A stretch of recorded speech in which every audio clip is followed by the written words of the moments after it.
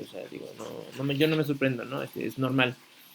Y dice la posición del gobierno ruso, está bien, ¿no? Para eso, es decir, para que se le paga a su gobierno para hacer esas cosas.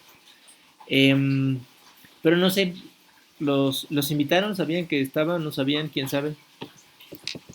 Sí, nos invitó una maestra. ¿Sí? Ah, bueno, digo, les digo porque sí me da pena porque es algo que deberían, ¿no? Les puse, entiendo que en el canal de YouTube de la universidad va a estar. Voy a buscar porque sé que por acá tengo el programa en algún lugar. Entonces lo voy a buscar, yo creo que lo voy a subir mejor a Classroom con la liga para que vean, según recuerdo, son creo que 4 conferencias más. Vamos a ver. Y eh, sí, 4 conferencias más. Em, hoy es 6, una el jueves a las 11 también y otras la otra semana, 12 y 15. Les subo el programa, ¿no? Y ahí para que los que se puedan conectar, se conecten, lo vean, ¿no? Creo que no hay ninguna en mi horario de clase, yo creo que por eso a mí no me dijeron directamente que les avisara, pero pues entérense al menos, ¿no? También les quería preguntar si entraron, digo, la verdad es que sí nos debería interesar el tema, ¿no? Al final de esto es política internacional contemporánea. Eh, Y este es un tema de política internacional, ¿no? De nuestros días. A ver, todos pudieron entrar, o sea, bueno, además de que los invitaron, o alguien no pudo entrar, o alguien entró, más bien si quieren en presente singular, no pasado singular, ¿no? ¿Pudieron entrar a la conferencia? Sí. Sí. Eh, bueno, les hago un resumen ejecutivo, digo, ¿no? Ya les pasé la liga y la vez que el instituto, bueno, como es transmisión de YouTube, ya saben que unos minutos y la procesa YouTube y queda ahí disponible para que la vean después. Este, pues básicamente tenía aquí un argumento, ¿no? En Europa sobre todo hubo una campaña de desprestigio a la vacuna rusa por ineficiente, por barata. Hay una cosa que medio dijo David Musi, te me acuerdo cómo se llama el funcionario ruso. Musieski, creo que sí. Bueno, ahorita buscamos el nombre. Em, que era cierto. Los rusos aprobaron la vacuna sin que se publicaran los estudios clínicos de la fase 3, ¿no? Es una decisión del gobierno ruso, por supuesto, hacerlo así. Sí, efectivamente, ¿no? Eso sí, son soberanos para hacer esas cosas. Em, claro, en algunos países, o sea, los científicos de algunos países dijeron, oigan, pero ¿cómo sabemos que efectivamente es segura si no vimos los estudios? A ver, eso se le está exigiendo a todas las vacunas, ¿eh? No es específicamente que a la rusa le tengan confianza, o a la china, la de Sinovac, o a las otras que haya, ¿no? Ya ven que dicen que se está desarrollando una vacuna mexicana, ¿no? De la que no sabemos mucho, esperemos que pronto nos cuenten más. Entonces, más bien, tenía que ver con eso, como que con las fake news que había. Ahora, yo creo que esa es una noticia muy vieja, o sea, porque esas fake news fueron como de noviembre del año pasado. La verdad es que desde principios de este año la vacuna rusa pues ha ganado como su lugar, ¿no? Se ha distribuido en varios países. Compartí la cifra, ¿no? Unos 50 países. Eh, México recibió algunas dosis, ¿no? Que ahí están repartiendo. Y ya, o sea, creo que a lo mejor si la conferencia hubiera sido en diciembre del año pasado, bueno, pues hubiera sido como más impactante. Hoy lo fue menos, yo creo, porque incluso él mismo, o sea, trataba de como encender el tono de las fake news, pero pues ya habían pasado, ¿no? Digo, es decir, hoy en día, digo, no sé si sus familiares ya recibieron vacuna, ¿no? Los mayores de 60 años. Eh, pero probablemente les haya tocado la Sputnik 5 a alguno, ¿no? Entonces, o sea, ya no es un asunto ahí quién sabe qué va a pasar con la vacuna, ¿no? O sea, de hecho él contó que las primeras dosis que llegaron fueron las que se aplicaron en eh, Xochimilco, Magdalena Contreras y Coajimalpa, ¿no? Fueron las primeras 3 alcaldías que fueron vacunadas en la Ciudad de México. Bueno, recibieron vacunas de la Sputnik, entonces tienen familiares ahí, pregúntenle y seguramente los vacunaron con eso. O sea, ya no es, yo siento que eso ya no era noticia, pues. Pero bueno, este hombre vino, dijo su colaboración en su gobierno, hizo algunos comentarios, ¿no? Al menos me pareció muy decente, ¿no? Él cree que no fue un asunto, o sea, que no fue una campaña orquestada por las farmacéuticas occidentales, digamos, para quejarse de la vacuna rusa y Y bueno, pues que los rusos están desarrollando un par de vacunas, o sea, bueno, otros dos reactivos más, incluyendo uno específico para niños, ¿no? En dosis en gotas. Y digamos, en términos generales fue lo que dijo, ¿no? En resumen muy ejecutivo. Si Jimena cree que se me fue algo importante, que me corrija, porque no, fue lo que yo capté. ¿Crees que dijo algo más, Jimena? ¿Quién sabe?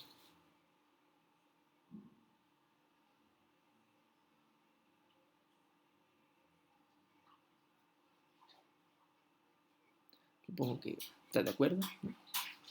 Em, pues comentarios, pues eso, ¿no? Dijo algo en lo cual deberíamos estar trabajando todos, ¿no? O sea, todos los expertos en relaciones, ¿no? Eh, Tratar de comprender esta llamada la diplomacia de las vacunas o la diplomacia del coronavirus. Es decir, cómo se tienden puentes políticos por la vacuna o por los insumos médicos, ¿no? El gobierno chino, por ejemplo, participó el gobierno mexicano desde el principio, ¿no? Desde el mes de la epidemia, ya se acuerdan, ya hace un año, ¿no? Vendiéndonos cubrebocas y otros insumos que empezaron a escasear. Es una forma de hablar de esta diplomacia del coronavirus, ¿no? Ahora los rusos promoviendo su vacuna. Yo me envié una pregunta de cómo estaban colaborando con el mecanismo de Naciones Unidas. Eh, y pues la respuesta fue un poco ambigua. A lo mejor aquí el colega ruso no conoce bien el mecanismo, ¿no? O sea, Naciones Unidas creó un mecanismo que básicamente es los que tengan vacunas, dónenlas para que en Naciones Unidas las pueda distribuir entre países en desarrollo. Básicamente aquellos países que no alcanzaron a firmar contratos, ¿no? Eh, el mecanismo es efectivo. Estaba yo leyendo, ayer, por ejemplo, se hicieron entrega de vacunas, algunas vacunas, unas como 100,000 dosis más o menos, en el Caribe. Las islas pequeñas, pues, Bermudas, Barbados, Trinidad y Tobago ni siquiera llegaron, Santa Lucía, ¿no? Estos pequeños países que, bueno, pues no alcanzaron a firmar contratos con las grandes farmacéuticas, ni con el gobierno ruso, ¿no? Para la compra de la Sputnik 5, y bueno, pues así es como van a recibir vacunas, ¿no? Les digo un poco, creo que el funcionario de la embajada rusa me desconocedor del mecanismo porque decía que estaban esperando a que Naciones Unidas les autorizara participar en el mecanismo, pero pues no tiene que autorizarte nada, más bien tu gobierno decide, ¿no? Firmar un acuerdo de voy a donar tantas vacunas. Creo que ese es el punto, ¿no? La donación implica que, bueno, pues te deshagas graciosamente de una serie de dosis. Y lo que dijo es que aquí, pues más bien el gobierno ruso anda vendiendo vacunas baratas, $10 la dosis, o sea, le vendieron al gobierno mexicano 24 millones de dosis, o sea, nos costamos 240 millones de dólares en vacunas. No está, es una cifra, pues, no, o sea, no me espanta la cifra, solo que creo que los rusos, pues sí, ya le vieron el negocio a esto. Pero bueno, este, digo, antes de entrar en el tema, ¿no? Aprovechando que estamos hablando de esto, eh, ¿qué comentarios tienen? ¿Qué piensan de este asunto de las vacunas? A ver, cuéntenme, porque de eso nunca hemos hablado.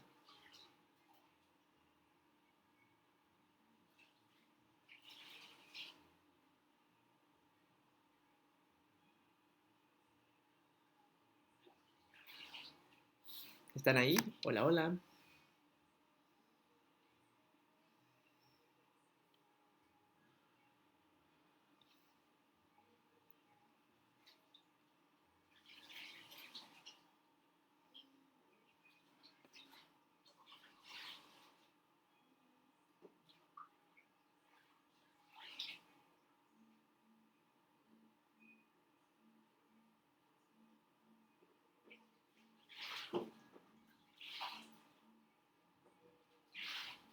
Hola, hola.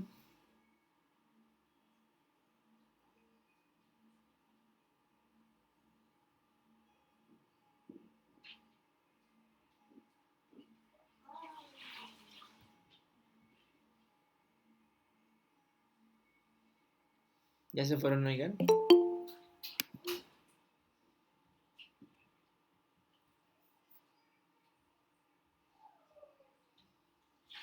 Siquiera buenas tardes, profe. Lo oímos, no lo oímos. No sabemos de qué habla.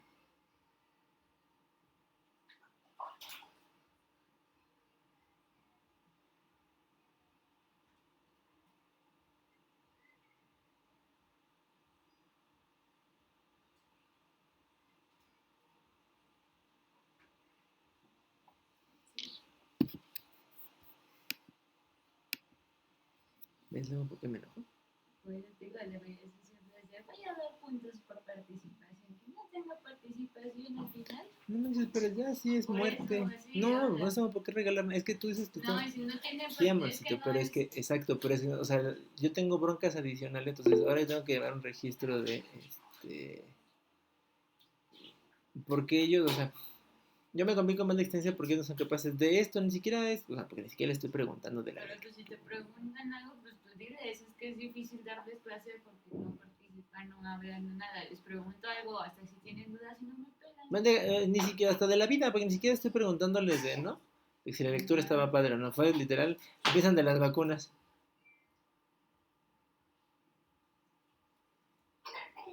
O decirles, si tienen participaciones, su calificación va sobre 10, pero si no tienen ninguna... Sí, pero entonces yo tengo que llevar registro del nombre, o sea, tengo que tener una lista de ellos para estar viendo quién sí tiene, pues si no, no sirve de nada. O sea, porque no, o sea, no puedo apuntar en una hojita así y se me pierden. Para que sea efectivo, que un registro de una lista que no tenemos lista final.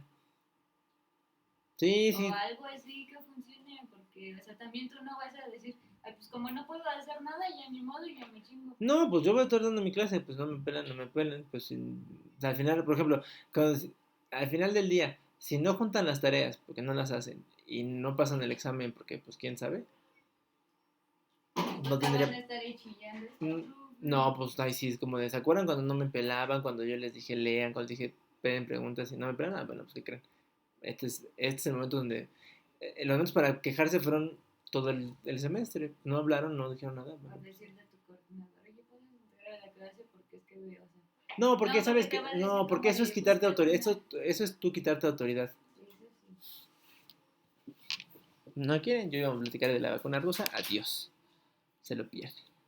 Diles eso. Bueno, ya que andan tan dispersos, pues ni modo, adiós vacuna rusa o la descolonización. A ver, vamos a ver. Eh,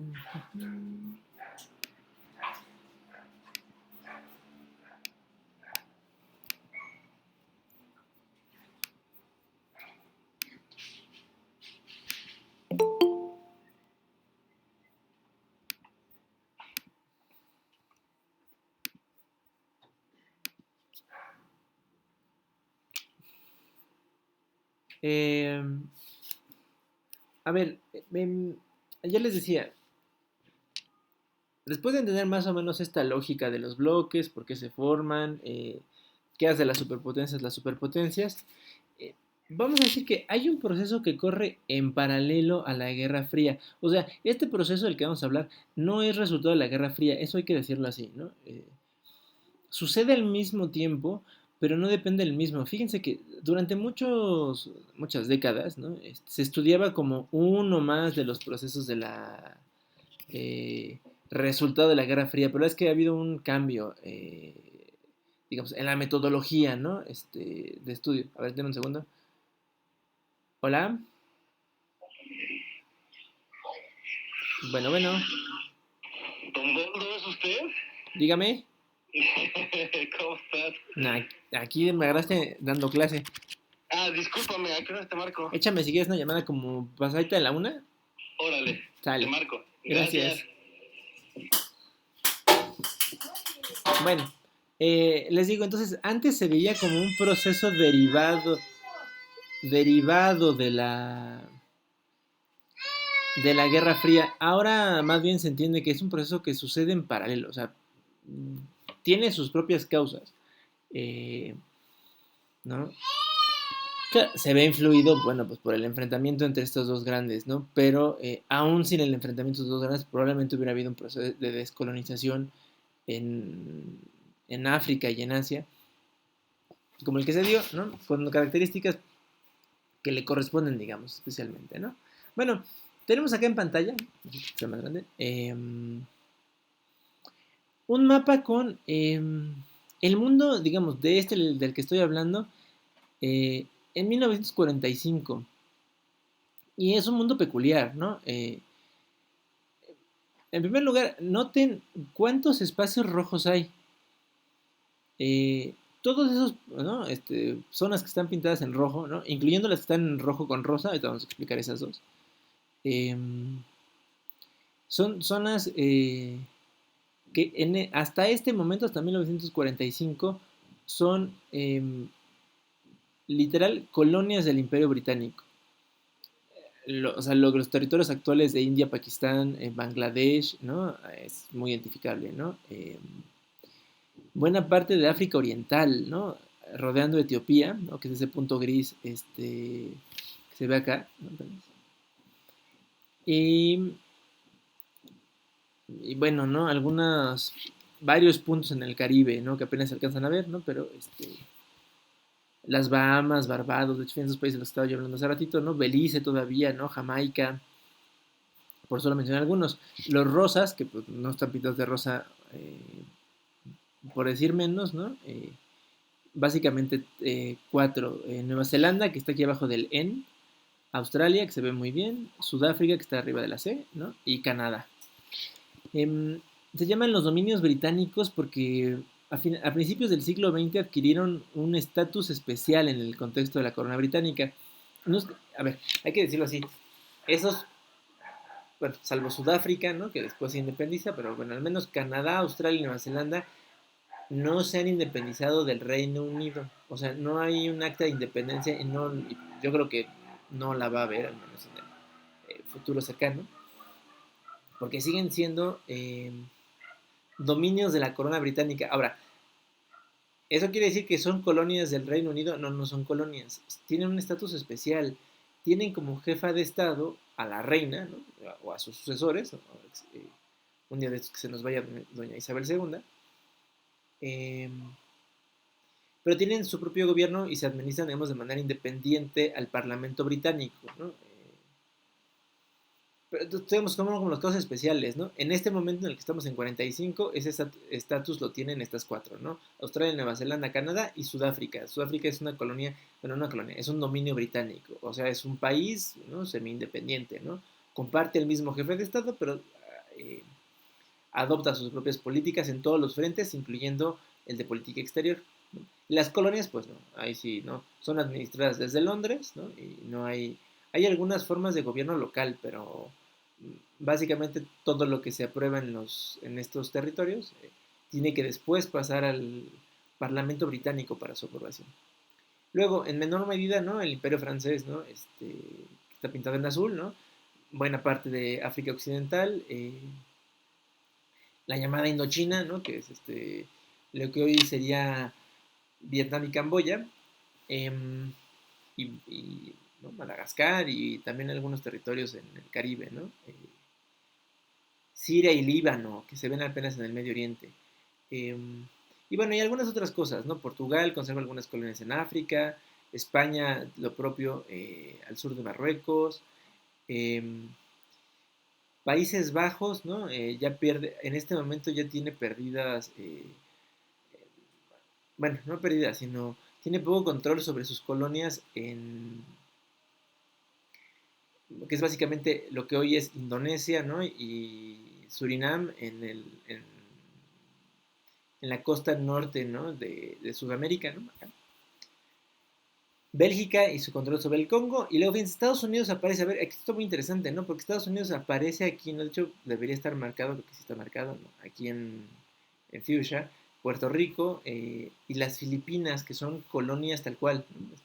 Después, Puerto Rico adquiere un estatus peculiar, no digamos independiente, pero peculiar. Em, bueno, a ver, hay que decir algo.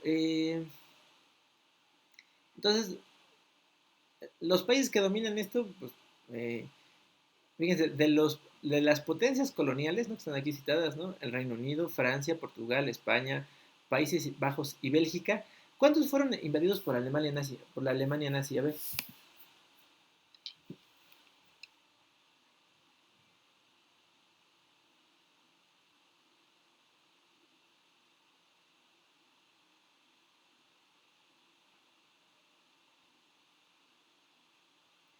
Según yo, uno de ellos fue Bélgica. Bélgica, exacto, fue invadido por los nazis. Francia fue invadido y separado, o sea, de hecho, partido en dos por los nazis. Eh, Holanda, ¿no? Países Bajos también fue invadido por los nazis. Eh, y Noruega. Noruega, porque no tiene colonias acá, pero... y bueno, y los británicos que básicamente se tuvieron que dedicar a pelear con Hitler y no a administrar sus colonias. A ver, el comentario tiene que ver con eso.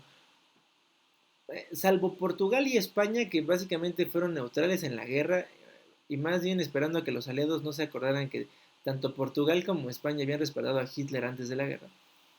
Eh, el resto, pues viven una situación muy angustiante, ¿no? No tienen control ni de su propio territorio, porque los invade Hitler, o como los británicos, porque tienen que dedicar todo lo que tienen a frenar a Hitler, ¿no? ¿Qué control pueden tener sobre las colonias en África? ¿Ustedes creen que pueden tener algún tipo de control?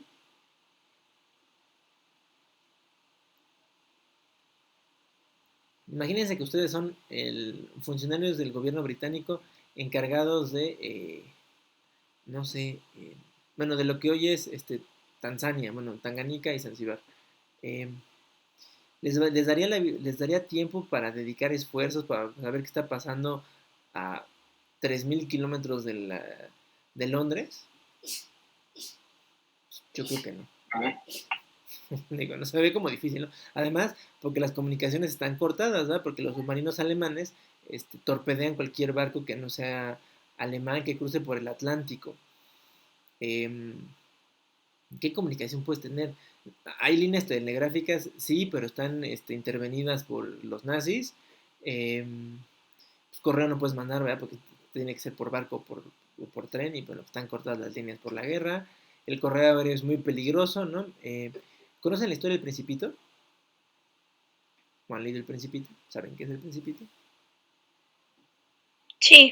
Sí, sí. ¿Y conocen, Sí. saben quién, bueno, conocen la historia del escritor del Principito? De Antoine de Saint-Exupéry. Bueno, Saint-Exupéry era un antiguo militar francés que cuando empieza la guerra, él, o sea, le toca vivir los horrores de la Primera Guerra Mundial, es cuando empieza la Segunda Guerra Mundial, él decide que no le va a entrar al asunto de la guerra y se vuelve funcionario de correos. Y entonces Saint-Exupéry se dedica a hacer correo aéreo entre Europa y África, el norte de África, que, ¿no?, como pueden ver, es parte todavía del imperio colonial francés. Bueno, entre los muchos viajes de Saint-Exupéry de ida y vuelta, de hecho, así empieza el Principito, si lo han leído, ¿no? ¿No? Perdido en el desierto y todo, empieza él a contar la historia, ¿no? De que ve a este pequeño niño que no puede creer que sea y luego ya desarrolla toda la historia. Bueno, eh, así es como muere Saint-Exupéry en uno de sus tantos viajes. La artillería alemana bombardea bueno, ¿no?, ataca su avión de correos y muere Saint-Exupéry en el desierto. De hecho, su cuerpo nunca se recupera. Hay trazos. Después se encuentran en el avión, pues, y pues sabemos que se murió. Se encontraron en el avión, pero pues nunca su cuerpo. Eh, bueno, ese es el riesgo del correo al otro del Mediterráneo, ya no digamos al otro lado del Pacífico. Ahora, eso lo que pasa en África. Y luego invadieron las Coreas y China. Los japoneses tomaron control de lo que hoy diríamos es el sureste de Asia, ¿no?, de estos territorios, ¿no?, al sur de China, de las Filipinas y algunas islas correspondientes a lo que hoy es Indonesia.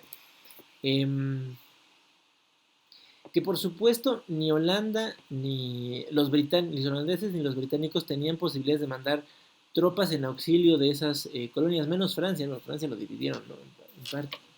Entonces, quiero que piensen por un momento en la situación de los habitantes de estos territorios, ¿no? ¿Qué sentimientos, una vez ganada la guerra, bueno, terminada la guerra, porque pues ganada para ellos, ganada es una cosa así medio rara, ¿no? Los japoneses los invadieron, los masacraron, se portaron mal los japoneses. Eh, ¿Ustedes sienten alguna especie de respeto sentían algún tipo de respeto por las potencias coloniales que las dejaron a su suerte ahí a manos de los japoneses?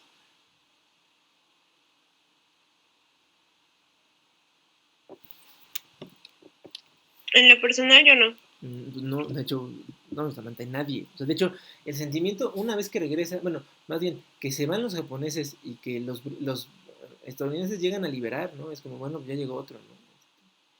Y cuando los estadounidenses dicen, bueno, ahí vienen de regreso los holandeses de nuevo, ¿no? A las autoridades coloniales, el primer sentimiento es el de rechazo, es ¿por qué? ¿No? O sea, nosotros combatimos a los japoneses, ¿no? Masacraron aquí a la gente, la torturaron, le hicieron de todo, ¿no? Nos liberamos como, o sea, nos rebelamos como pudimos, vinieron estos gringos metiches, ¿no? A matar japoneses, ya se fueron, y ahora me vienen a decir que ya vienen de nuevo los holandeses.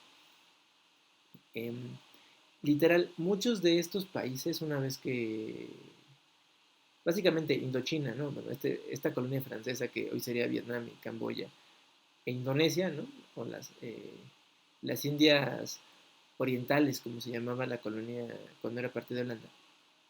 Eh, en cuanto las autoridades coloniales pisan territorio, o sea, pisan de nuevo estos territorios, los expulsan, ¿no? Y dicen, no, es que ya no, o sea, esto ya, o sea, ya, o sea, ya basta, ¿no? Hay un rechazo, ¿no? Las más independencias son estas, las de los países del sureste de Asia, que al liberarse del yugo japonés, lo menos que quieren es volver al yugo europeo. Eh, Esto genera un efecto dominó, ¿no? Primero les digo, la Indochina y las Indias Orientales, ¿no? O sea, hoy Camboya, Vietnam e Indonesia, que además le pega al resto de la región, ¿no? O sea, todas estas colonias que vemos aquí en el sureste de Asia ganan su independencia entre 1945 y 1951, o sea, de manera muy rápida. La más grande, por ejemplo, India, ¿no? Ustedes conocen la historia de Gandhi, y si no la conocen, se las contamos muy rápido, ¿no? Gandhi era un abogado formado en las mejores universidades del Imperio Británico, o sea, estuvo en Calcuta, que tiene una buena universidad británica, estuvo en Sudáfrica, en Ciudad del Cabo, ejerciendo incluso el derecho, y, eh, y es un hombre que, tras entender lo que pasa en su país, ¿no? ¿No? Y vivir los horrores de la Primera Guerra Mundial, la verdad es que la Primera Guerra Mundial impacta a muchos.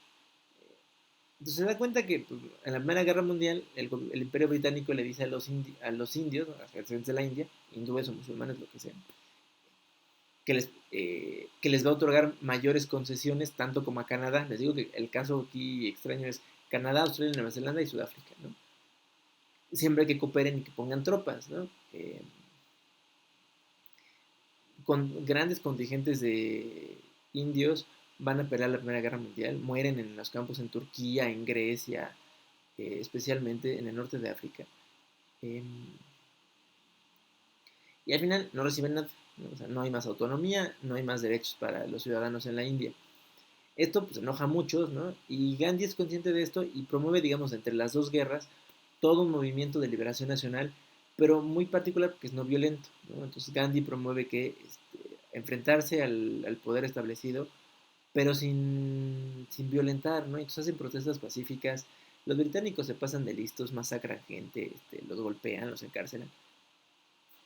Pero la persistencia de Gandhi sirve porque en 1948 se independiza el país y se independiza de una manera muy rara, ¿no? Porque ya ven el tamaño de la colonia, o sea, vean, ¿no? Esto del centro de toda la punta del continente índico, donde vivían revueltos musulmanes e hindúes. Y el acuerdo es que musulmanes e hindúes, pues como que no quieren vivir juntos, ¿no? Entonces no solo se independizan, ¿no? Del Imperio Británico, sino forman dos países.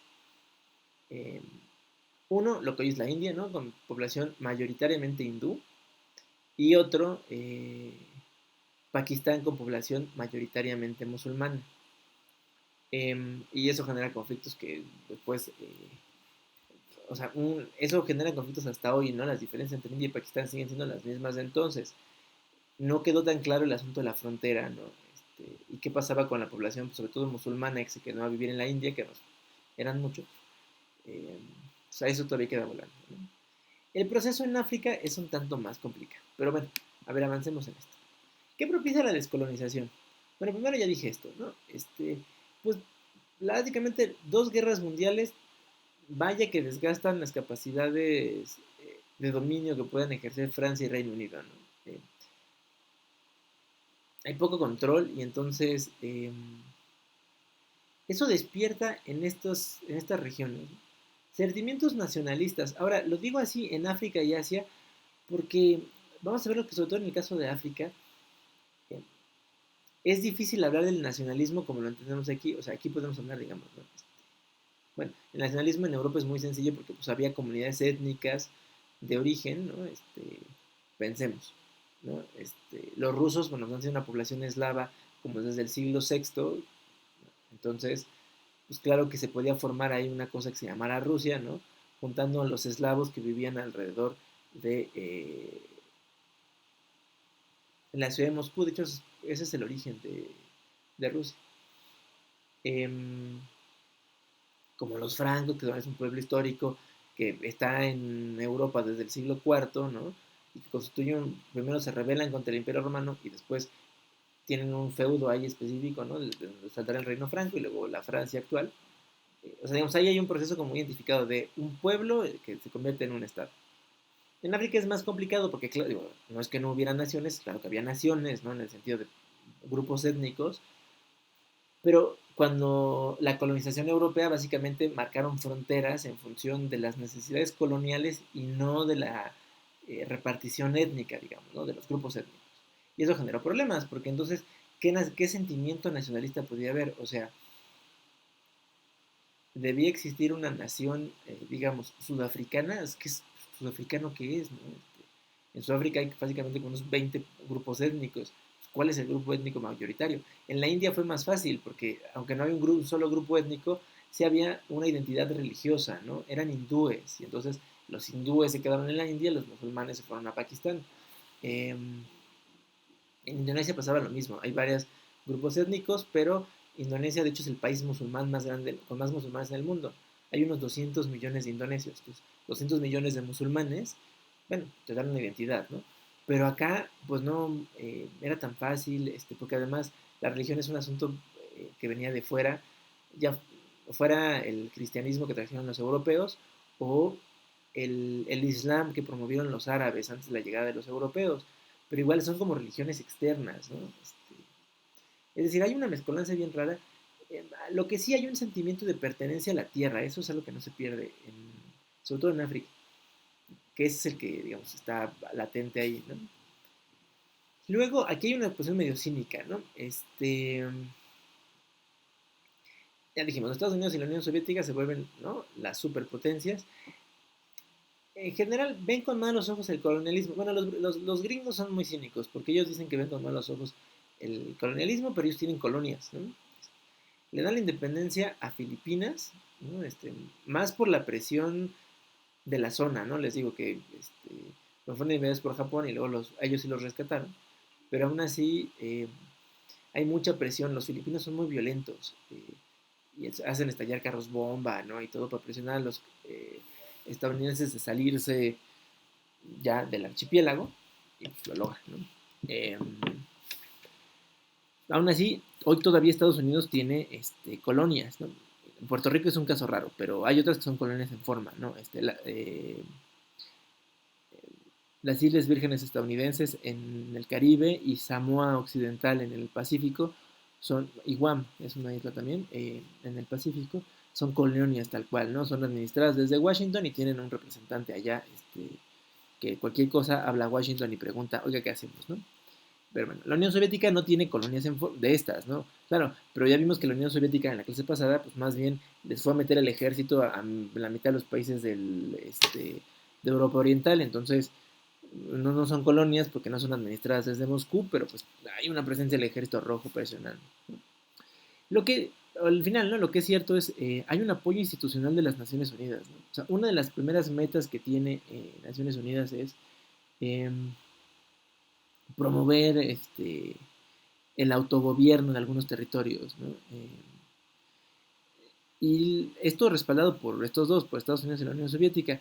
Francia y Reino Unido, a pesar de ser, ¿no?, miembros fundadores y incluso tener su asiento permanente en el Consejo de Seguridad, pues un poco se tienen que aguantar, ¿no? Ya son otros tiempos, ¿no? Digamos. Ahora, yo les decía, hay una serie de causas internas, ¿no? No sé, se me repitió el nacionalismo, no sé, hablando de algún lugar. Lo que de acá. Em, el nacionalismo, bueno, que ya les conté un poco, ¿no? La pertenencia sobre todo a la tierra en África. Luego, esto está muy bueno. Em, durante justo la primera mitad, digamos, del siglo XX, queriendo o sin querer, ¿no? Bueno, sí tenía un propósito, ¿no? Las metrópolis, o sea, los gobiernos, los gobiernos en las capitales de las colonias, es decir, los gobiernos en Londres, en París, en La Haya, ¿no? Para el caso de Holanda, o en Bruselas, eh, promueven el establecimiento de una élite intelectual. O sea, quieren que estas colonias, o sea, de una manera, digamos, de aliviar las presiones después de la Primera Guerra Mundial es, comienzan a ofrecer una serie de programas de formación a gente que estudia, ya hay algunas universidades, digamos, en estas colonias, ¿no? Pero no tanto la formación, digamos, allá en África o en Asia, ¿no? Sino la oportunidad de venir a estudiar a las universidades en Europa, ¿no? A Oxford, a Cambridge, a la Sorbona en París, con la idea de que se formen, ¿no? Digamos, como se formaría un funcionario del Estado francés o británico, y luego regresan a las colonias a hacer la chamba de administración. De hecho, Gandhi es un ejemplo de esto. Gandhi es ¿no? O sea, su papá es un funcionario, digamos, medio, o sea, no es un funcionario importante de la administración colonial. Logra enviar a su hijo a la universidad, les digo, estudia en Calcuta, está un tiempo en Ciudad del Cabo, en Sudáfrica, toma algunos cursos en Londres y regresa a su país, ¿no? O sea, Gandhi es esto, es esta élite intelectual que no solo va a aprender administración, ¿no? En realidad se empapan de la cultura europea, ¿no? De las ideas del liberalismo, sobre todo, ¿no? Y es así como comienzan a impulsar eh, ¿cómo se llama? Un cierto sentimiento como de arraigo hacia el lugar en el que están. O sea, porque claro, tenemos testimonios de varios de ellos, ¿no? Hay un líder africano, Kwame Nkrumah, que es digamos, el líder del movimiento independentista en Ghana y luego su primer presidente. Y Nkrumah estudia en Londres, bueno, específicamente estudia en Oxford, una universidad muy al norte de Londres, ¿no? Varias millas al norte de Londres. Eh, y Nkrumah, tenemos sus diarios, y entonces Nkrumah dice, yo estudio aquí, ¿no? Y entiende perfecto, y habla inglés perfecto, ¿no? No tiene un problema de idioma, ¿no? Y culturalmente comprende perfecto la cultura británica, ¿no? Vive en Londres. Eh, pero dice, todo el tiempo que paso aquí y yo no me siento de ningún momento, en ningún momento me siento británico, ¿no? Y entonces me dicen que pues yo no me estoy adaptando, pero claro, yo, o sea, ¿no? O sea, yo sé tomar el té, ¿no? Conozco las formas del gentleman británico, eh, respeto, ¿no? A la monarquía, pero aún así no me siento británico, ¿no? Entonces lo que dice Nkrumah después de cuando regresa a Ghana, eh, es que le falta ese algo que les digo que está muy metido en el asunto del nacionalismo africano, sobre todo, que es la pertenencia a la tierra. Es que solo aquí, en estos paisajes, solo viendo este cielo, es que yo me siento yo mismo, ¿no? Esta, esta élite intelectual, ¿no? Estos líderes que surgen, ¿no? Muy bien formados en Europa, son los que empiezan a empujar el movimiento, los movimientos de independencia. Es muy interesante porque luego, claro, es una élite que tiene contacto con Europa, no todo el tiempo, ¿no? Cuando se cortan los lazos con Europa, ellos se vuelven básicamente después hay toda una crítica porque muchos de ellos terminan volviéndose los dictadores, como Kenyatta, por ejemplo, ¿no? El líder del movimiento de liberación en Kenia, eh, dura como después como 20 años en el poder,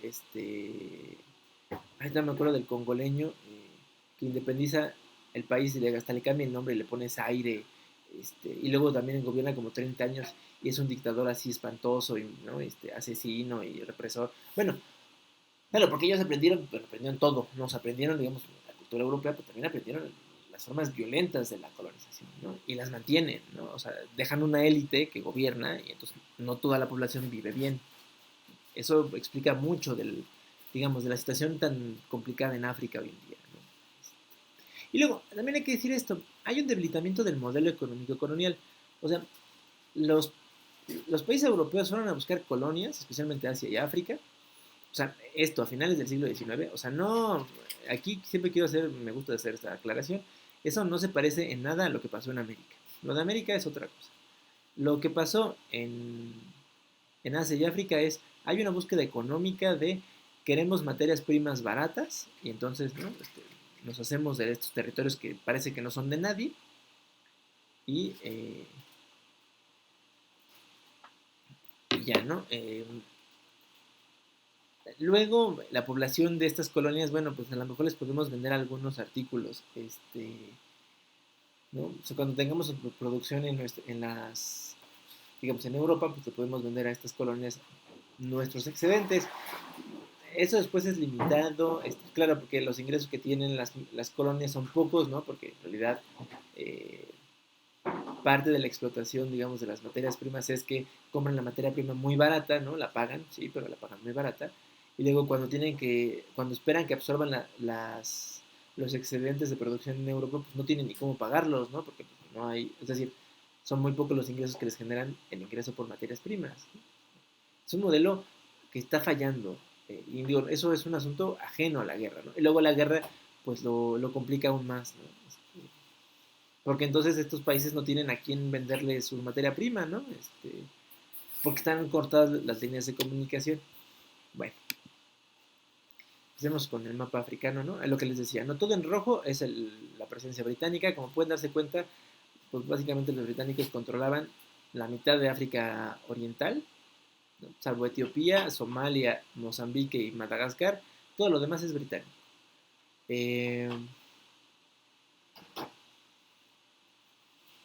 Es un poco problemático en el mundo, ¿no? La aparición de estos nuevos estados, ¿no? Algunos de ellos tienen muy claro, ¿no? Su vocación. Ahí está Egipto, ¿no? Egipto es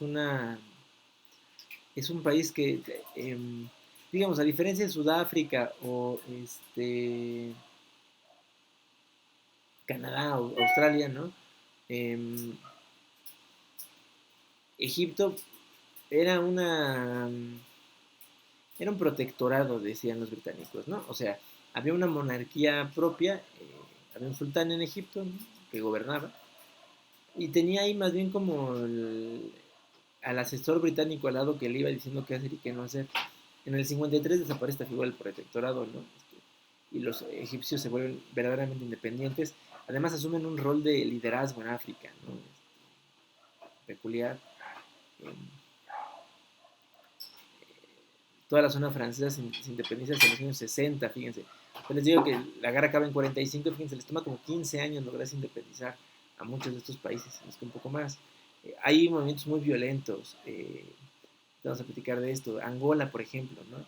Eh, Angola tiene una guerra de independencia que comienza a principios de los años 60, en el año 60, y logran su independencia hasta el año 75. Tiene una guerra abierta de 75 años con Portugal, ¿no? Que deciden no dejarlos ir, igual que Mozambique. Luego hay formas raras, ¿no? Namibia era una colonia administrada en conjunto entre el Reino Unido y Sudáfrica. Los británicos se salen de Namibia muy pronto, ¿no? Y le dejan el chamba a los sudafricanos. Y los sudafricanos resultan ser peores que los británicos, ¿no? El régimen del apartheid, que de la segregación entre blancos y negros, tiene una de las peores formas de expresión en Namibia. Los sudafricanos blancos se encargan de oprimir por completo a la población negra en Namibia. Eh, no tienen ningún tipo de derecho, les restringen las opciones de voto. Eh, Hay una explotación económica inclusive, ¿no? De minas de oro y de diamantes que benefician solo a los pobladores, solo a los ciudadanos blancos de Sudáfrica, y los namibianos pues no ven ningún beneficio de estos. El mapa de Asia es un poco más alentador, creo yo, ¿no? En verde oscuro es lo que era británico, en verde claro lo que era francés, y ya les digo, ¿no? Filipinas, Las Coreas son un caso de independencia peculiar, además son un caso de independencia que se parece más a la Guerra Fría, porque ahí sí básicamente se dividen en áreas de influencia, ¿no? O Vietnam. Eh, Hay, digamos, tres tipos de movimientos de liberación nacional, ¿no? El primero es el violento, ¿no? Es decir, se arman líderes, o sea, hay líderes que asumen que la única manera de independizarse de la metrópoli es a través de una guerra. No hay otra manera en la que nos van a dejar ir, ¿no? Lo que les contaba de Angola.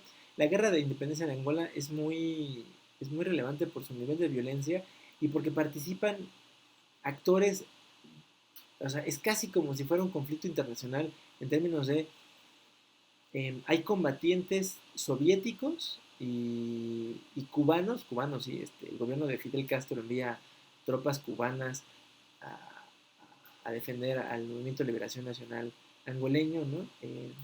El Che Guevara, los que conocen la figura del Che, no sé de quién estoy hablando, e incluso es comandante de una división de estas que envía Castro a Angola. El Che tiene que regresarse porque va muy mal, ¿no?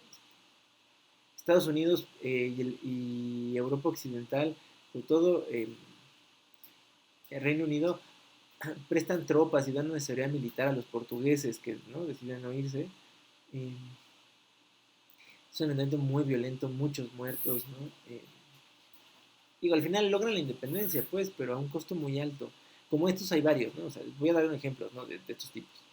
Eh, Luego, no todos son tan violentos, hay transiciones pacíficas, o sea, hay élites intelectuales que logran negociar muy bien su salida digamos, del espacio colonial.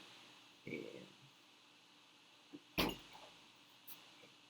y, eh, y lo hacen, digamos, de manera muy ordenada, ¿no? Guinea, por ejemplo, es una colonia francesa, ¿no?, en el occidente de África. Eh, y los guineanos, después de que Francia se tira a matar con los marroquíes, ¿no?, y argelinos, todo con los argelinos, eh, los guineanos, la verdad es que digamos, esta élite intelectual guineana se acerca con la metrópoli y dice, mira, la verdad es que nosotros no te representamos ¿no?, nosotros solo tenemos una carga, mira, no te aportamos gran cosa, ¿no? No tenemos grandes reservas de oro, ni de petróleo, ni de piedras preciosas, exportadas más bien de aquí algunas maderas y sobre todo esclavos, pero pues la esclavitud desapareció a principios del siglo XIX, o sea, ya hace más de 100 años, hay poco que te podemos dar, ¿no? Hagamos las paces, ¿no? Nos queremos ir en el mejor de los términos. ¿Cómo le hacemos, no? Se hace un referéndum constitucional, ¿no? Se prepara una constitución entre el gobierno colonial y los que se quedan, y la constitución básicamente al aprobarse la constitución del 58, la constitución establece que Guinea es un estado independiente, ¿no?, separado de Francia, y acaban en muy buenos términos, digamos. Y luego hay un tipo de movimiento que algunos autores dicen que no es descolonización, pero digamos que es un movimiento peculiar, porque hay que decirlo, pasó y pasó, bueno, nos ha legado cosas, ¿no?, que vamos a ver en el mapa. Por ejemplo, las Bermudas, ¿no?, es un archipiélago frente a las costas de Florida en Estados Unidos. Había sido una posesión británica desde el siglo XVII, o sea, desde los 1600. Pues Bermudas no tiene mucho interés en perder los beneficios de ser ciudadanos británicos, ¿verdad?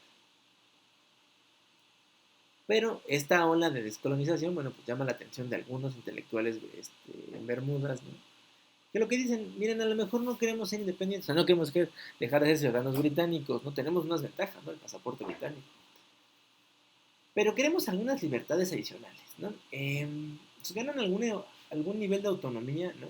De hecho, en el año 67, el Parlamento británico aprueba la Bermuda Constitution Act, que es una ley que le permite al Parlamento en Bermudas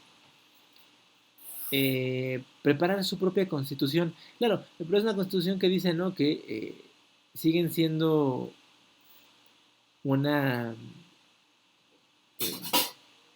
sigue siendo un territorio sujeto a la corona británica, pero dependiente del Parlamento en Bermudas, ya no del Parlamento en Londres, ¿no? O sea, hacen esta distinción, un poco como pasa con Canadá, ¿no?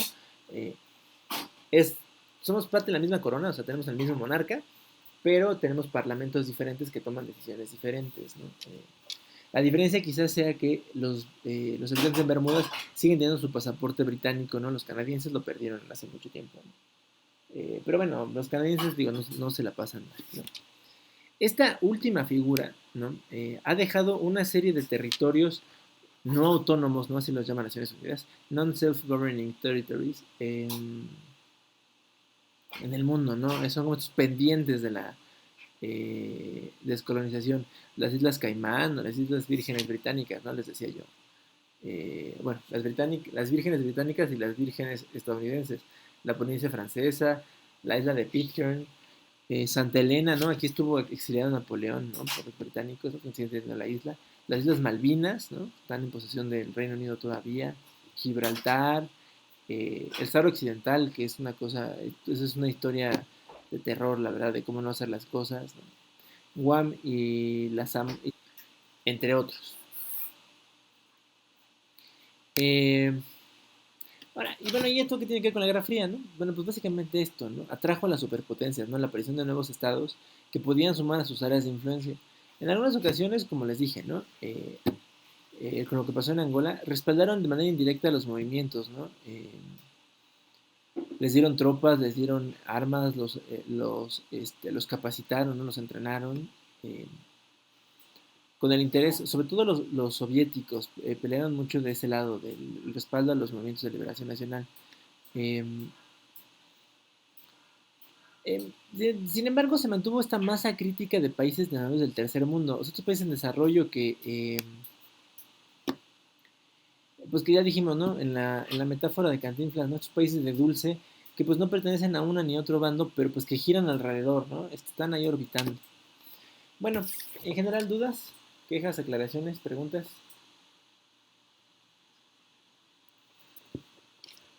No, profe. No, profe, todo bien. Bueno, cuídense, nos vemos el lunes. Hasta luego. Hasta el lunes, profe. Hasta luego. Que tenga buena tarde. ¿No estamos dormidos?